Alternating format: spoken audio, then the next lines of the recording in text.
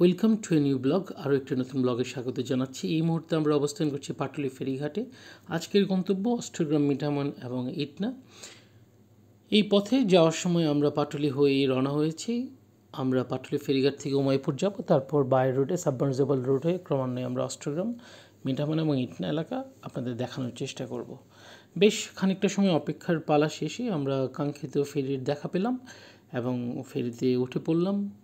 বাইরে গ্রীষ্মের তাবদাহ কিছুটা কমেছে, ফেরিও ছেড়ে দিয়েছে ঘাট থেকে।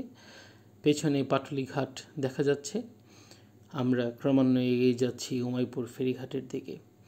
মূলত এই বিশাল অঞ্চলের রূপ, বৈচিত্র্য এবং সৌন্দর্যে মুগ্ধ মানুষ বর্ষা মৌসুমে এখানকার সৌন্দর্যে বেশি বিমোহিত হয়। কিন্তু আমার কাছে বরাবরের মতোই বর্ষার চাইতে এই সময়টা কোনো অংশে কম সুন্দর মনে হয় না।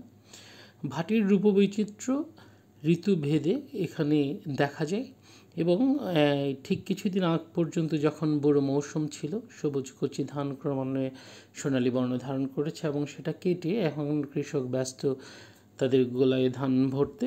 এবং আমার যতটুকু মনে হয় একদম শেষ পর্যায়ে এখন সময়, এবং এখন কৃষক ব্যস্ত খের গোছানো নিয়ে, যেগুলি গরুর খাবার হিসাবে ব্যবহৃত হয় বা অন্যান্য অনেক কাজে ব্যবহৃত হয়। পাটুলি ফেরিঘাট থেকে আমরা যখন উমাইপুর যাচ্ছিলাম, যাত্রাপথে আমাদের চোখে পড়ছে বালিবাহী বেশ কিছু বড় ট্রলার নৌকা। এবং আমি যেহেতু ফেরিতে সারেংয়ের পাশে দাঁড়িয়েছিলাম, সেখান থেকে উপর থেকে আপনাদের দেখাতে সক্ষম হয়েছি ফেরি কীভাবে ঘাটে পৌঁছায়। ইতিমধ্যে উমাইপুর ফেরিঘাটে আমরা পৌঁছে গেছি। সবাই ফেরি থেকে নেমে যাচ্ছে, আমরাও রওনা শুরু করলাম।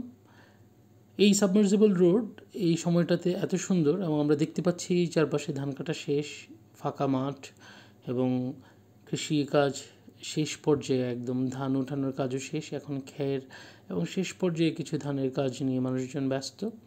মূলত উমাইপুর ঋতুভেদে বিভিন্ন সময় বিভিন্ন রকম হলেও এই সময়টাতে আপনি যদি এই দিক দিয়ে ভ্রমণ করেন তাহলে একদমই চিরাচরিত বাংলার যে রূপ বৈচিত্র্য, জীবনানন্দের কবিতায় বাংলাকে যেভাবে দেখা যায়, এখানে আসলে আপনি সেটা দেখতে পাবেন। অষ্টগ্রাম যাওয়ার আগে বেশ সুন্দর দুটো ব্রিজ পড়বে, তা অতিক্রম করে আমরা ইতিমধ্যে অষ্টগ্রাম প্রবেশ করেছি।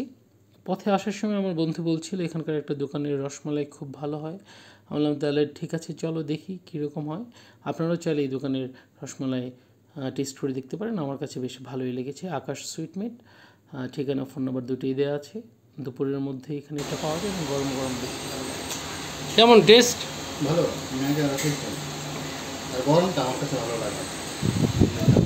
রাফি, কি ভালো লাগতেছে? হ্যাঁ, খুব খুব টেস্ট।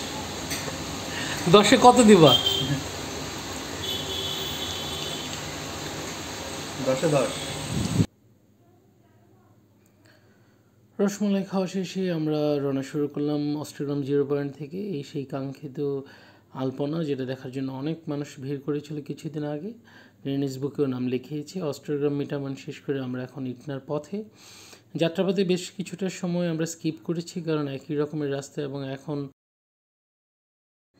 এবার যে করলাম বুড়ের মালিক রে বাবা না, তোমরা রাত হওয়া ধরি কোন না, তোমার কথা চলবে নাকি? এরা বেড়ার ঘুরে বেড়াইলে চাললো কি আমার কথা চালবে না? আপনারা যদি অন্য চাকরি হয়তো কোয়া যায় না, আনলে সম্ভব না।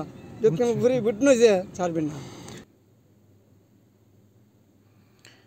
ফেরি পথে মাঝে মাঝে মানুষ যে ধরনের বিড়ম্বনায় পড়ে সেই কথাই বলছিলেন এই চাচা। এটা একদম চামড়া ফেরিঘাট যাওয়ার পথে, এখান থেকে মনে হয় আর বেশি দূরে নয়, কাছাকাছি। আমরা আবারও মিঠামন 0 পয়েন্টের কাছে। বিকালবেলায় এখানকার দোকানে পর্যটকদের ভিড় থাকে। ফিরছি আবার অষ্টগ্রামের পথে। মূলত দীর্ঘ পথ আমরা দেখেছি, উপভোগ করেছি। আপনিও চাইলে সময় করে একবার বাড়ির কাছাকাছি এই সুন্দর জায়গাগুলি ভ্রমণ করতে পারেন। ভ্রমণ পিপাসুদের অবশ্যই ভালো লাগবে। আর কান্ট্রি সাইড, বাংলাদেশের গ্রামাঞ্চল মোটামুটি বিভিন্ন এলাকা ভেদে একই রকম।